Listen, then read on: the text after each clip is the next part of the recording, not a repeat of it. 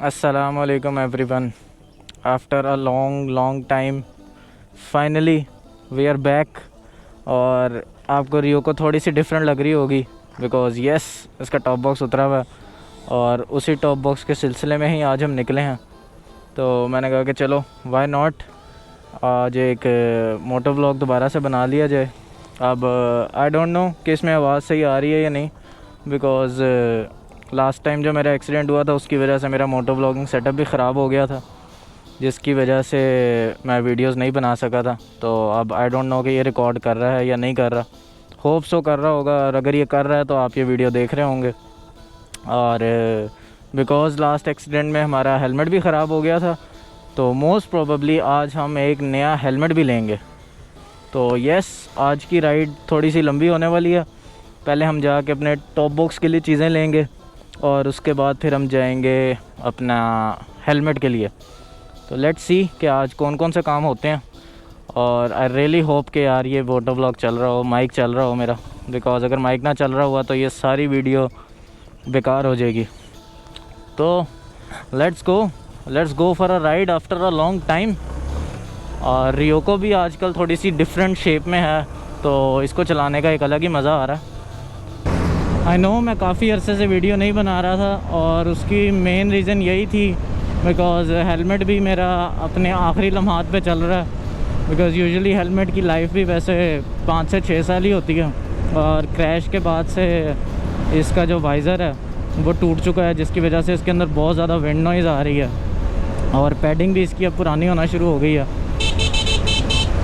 तो और ऊपर से जो क्रैश के बाद मेरा माइक भी टूट गया था मोटो व्लॉगिंग वाला, तो मेरा मोटो व्लॉगिंग सेटअप सारा ही ख़राब हुआ था। तो आज मैंने किसी तरीके से माइक चलाने की कोशिश की है। अब अल्लाह करे ये चल रहा हो, तो अगर ये चल रहा हुआ तो आप लोग ये सारी वीडियो सुन रहे होंगे, वरना हो सकता है कि वॉइस ओवर हो।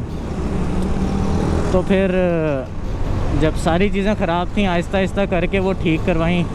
पहले माइक ख़रीदा, फिर अब गोप्रो तो नया लेने से रहे। गोप्रो भी मसले कर रहा है और ये इसका सिर्फ माइक नहीं इशू करता, और भी बड़ी चीज़ें इसका इशू करती हैं। तो इंशाल्लाह ऑज़मो एक्शन पे भी शिफ्ट होंगे एक दिन। नेक्स्ट टारगेट वही है, लेकिन अभी के लिए जो चीज़ ज़्यादा तंग कर रही है वो है हेलमेट, बिकॉज़ बहुत ज़्यादा विंड नॉइज़ है इसके अंदर, तो लंबे स्ट्रेच पे ये बहुत ज़्यादा तंग करती है।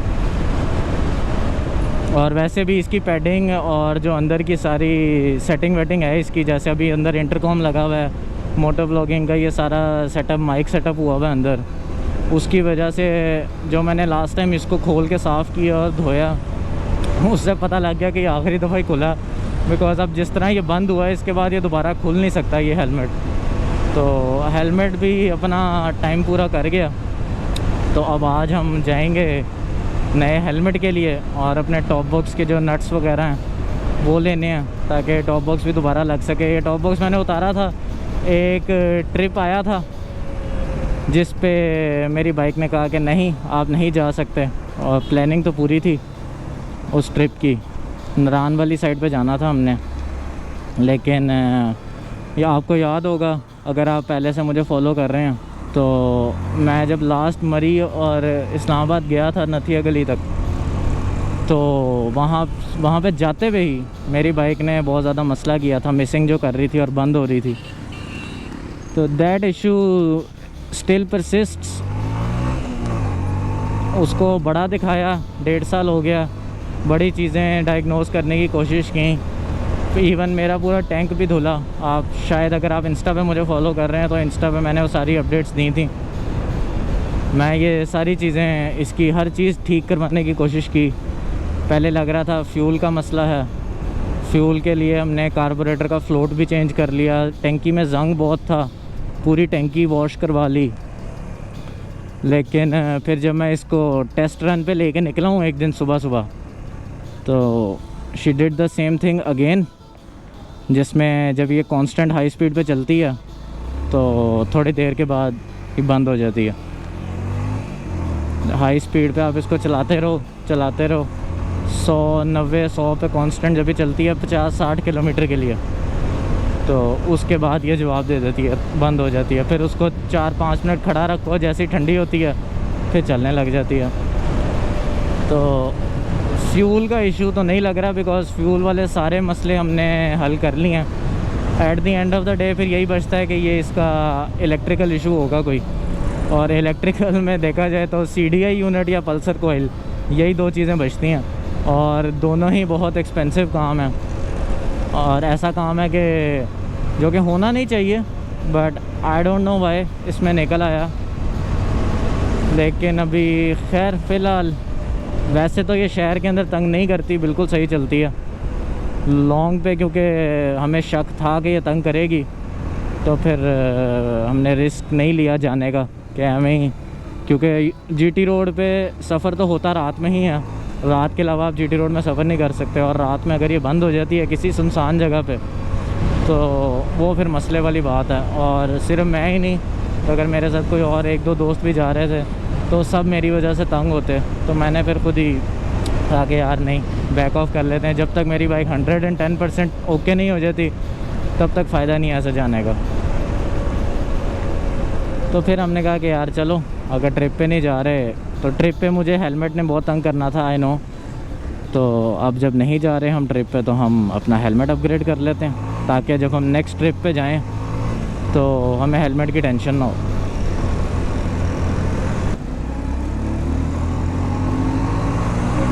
And here is our beloved narrow nair. We missed this a lot. तो फिर हो जाए एक नैरो नैर run.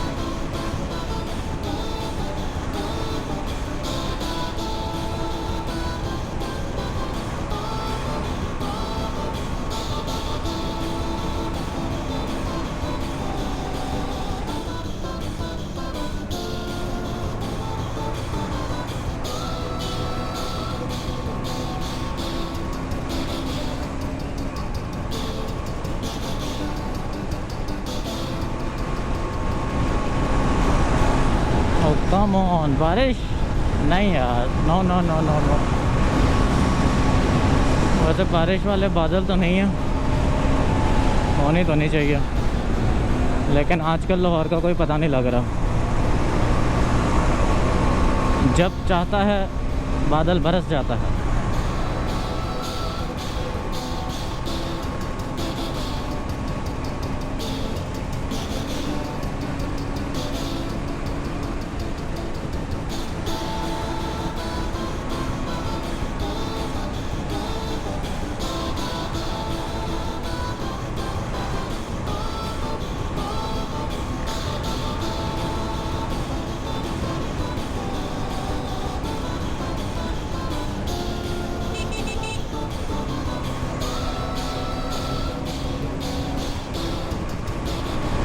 Hi. Nothing beats a narrow run.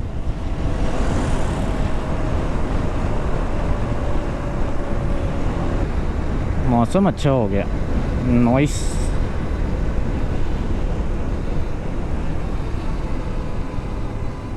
Hubs तो फिर भी है खैर।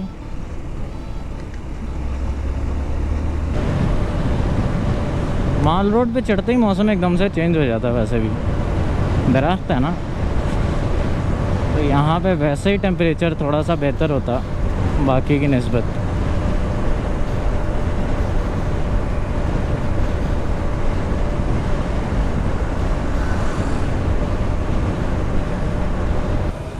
Here we are at the famous McLeod road.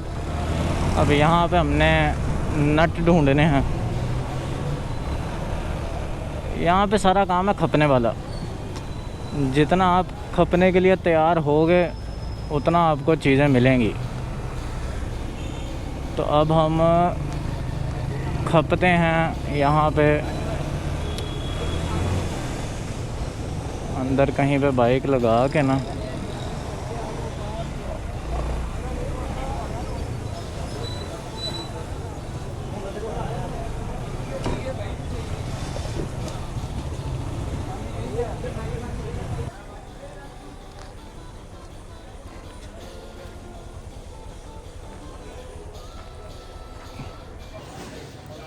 Got are nuts. एक सेकेंड, ये था टॉप बॉक्स का पुराना नट जिस पे जंग लग गए थे। अब हमने इसके नए नट लिए हैं, तो अब हमारा टॉप बॉक्स वापस फिट हो सकता है। चलो एक काम done, let's go for the next. तो जी एक काम तो हो गया। जो हमारे बोल्ट्स थे टॉप बॉक्स के वो नए आने थे, वो मिल गए। Now we will go for the next target. लेकिन नेक्स्ट टारगेट से पहले एक और चीज़ भी ज़रूरी है। हेलमेट तो लेना है, लेकिन उस हेलमेट पे हमने मोटो व्लॉगिंग सेटअप भी तो करना है। तो उसके लिए हमें चाहिए एक माइक। अब जाके हम निस्बत रोड से एक माइक पकड़ेंगे। तो जी ये आ गई आपकी निस्बत रोड। यहाँ से अब हम अपने नए हेलमेट के सेटअप के लिए एक माइक पकड़ेंगे, जो कि हमेशा मुझे मिलता है यहाँ से। ये एक दुकान है जिसके पास पड़ा होता है TRS कनेक्शन वाला माइक, वरना यूजुअली आपको TRRS के मिल रहे होते हैं, वो नहीं चाहिए होता आपको। आपको TRS कनेक्शन का माइक चाहिए मोटो व्लॉगिंग के लिए।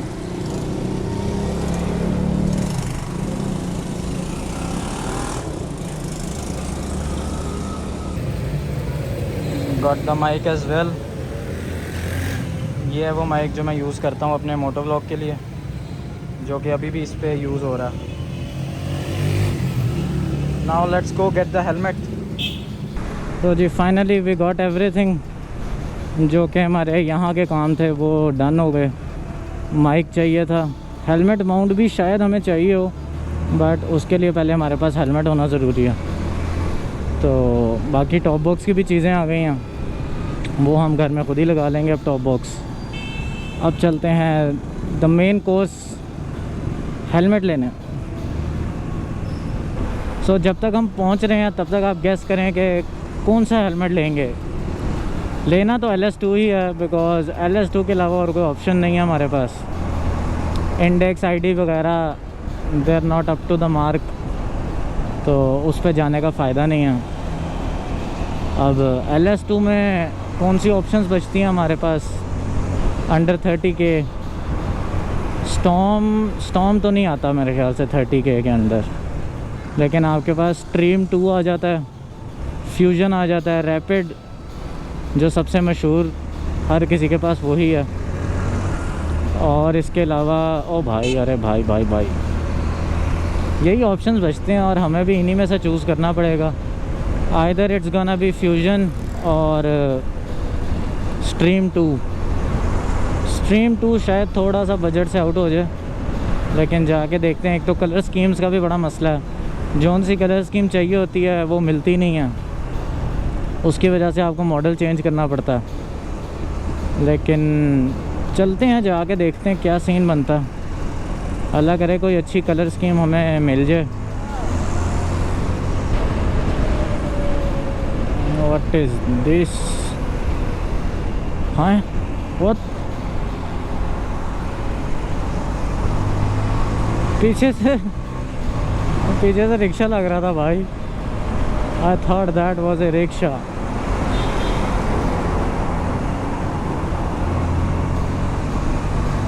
But it wasn't a rickshaw.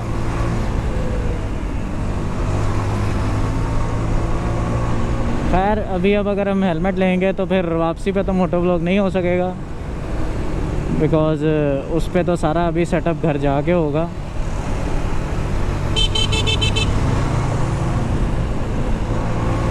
तो आप तब तक ये इस हेलमेट पे लास्ट राइड एंजॉय करें।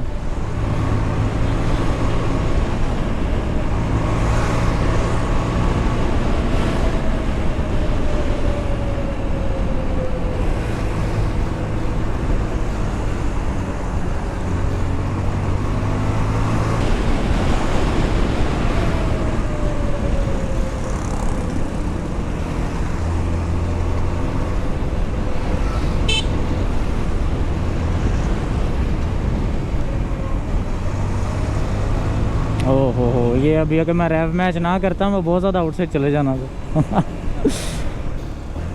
और अगर आपको रैव मैचिंग का नहीं पता तो go follow me on Instagram. वहाँ पे मैं इस तरह की चीज़ें सिखा रहा होता हूँ। और अभी मैंने उधर रैव मैचिंग का रिसेंटली बताया है क्या होती है और कैसे होती है। तो रैव मैचिंग के बड़े फ़ायदे हैं and you should know how to do it. तो वो आप अगर मुझे इंस्टा पे फॉलो नहीं कर रहे तो you are missing a lot. YouTube पे तो फिर भी बड़ी देर बाद वीडियो आती है, but I am quite active on Instagram, so make sure you guys follow me there, because उधर आधी से ज़्यादा डिस्कशंस तो यूट्यूब से ज़्यादा उधर हो रही होती हैं। और हम पहुंच गए हैं LS2। अब चल के ज़रा अपना हेलमेट सेलेक्ट करते हैं। डब्बे के बगैर आई डोंट नो अजीब सी लग रही, अच्छी भी लग रही है और नहीं भी। Part of me wants to keep it that way. और आगे से वो बंदा हाफ कट वो लगवा ले मड गार्ड, तो फुल ऑफ रोड वाली वाइब्स आने लग जाएंगी इस बाइक से। बट फ़िलहाल मुझे तो ऐसे मज़ा आ रहा भाई ऐसे चलाने में। Let's go inside.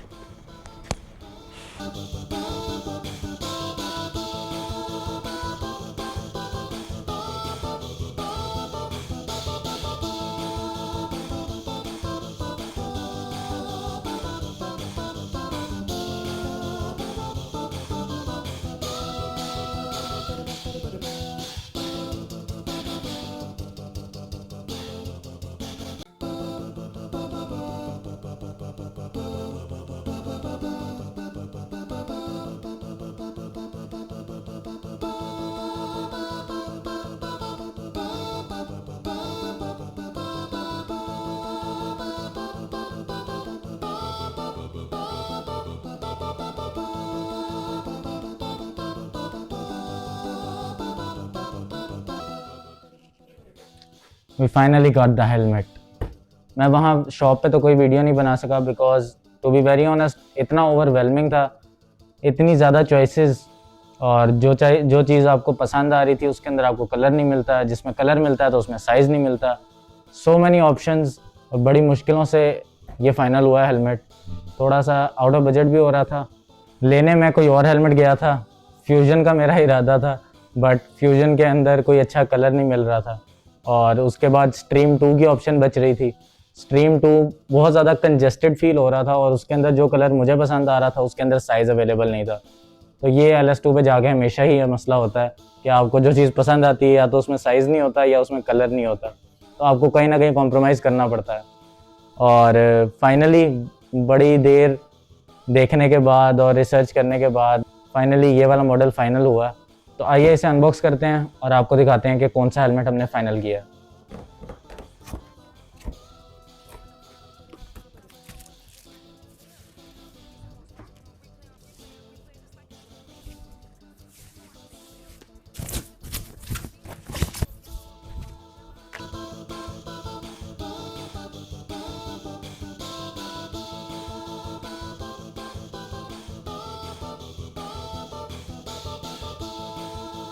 So here it is LS2 Pioneer 2।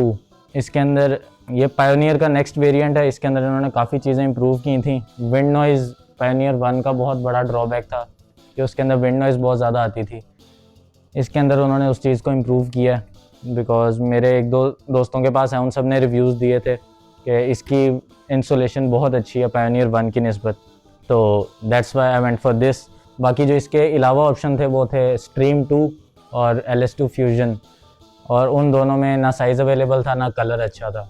तो at the end of the day फिर आज आके यही ऑप्शन बचता है। और ऑफ रोड हेलमेट मुझे बड़ी अरसे से एक शौक भी था कि यार नहीं, एक ऑफ रोड हेलमेट भी होना चाहिए। तो this is my first of road helmet, pretty nice. इसका रिव्यू आपको यूज़ करने के बाद देंगे। बाकी इसका वेट मुझे काफ़ी हल्का लग रहा है considering it's an of road helmet. अब इसके अंदर हम इसकी सारी पैडिंग वगैरह रिमूव करके इसके अंदर अपना इंटरकॉम और मोटो व्लॉगिंग सेटअप दोनों इंस्टॉल करेंगे, जो कि अगर आप देखना चाहते हैं तो वीडियो के कमेंट्स में ज़रूर बताइएगा, उसकी मैं अलहदा से वीडियो बनाऊंगा। बाकी this was just the first impressions of LS2 Pioneer 2. I hope you guys liked the video and I will see you soon in the next one.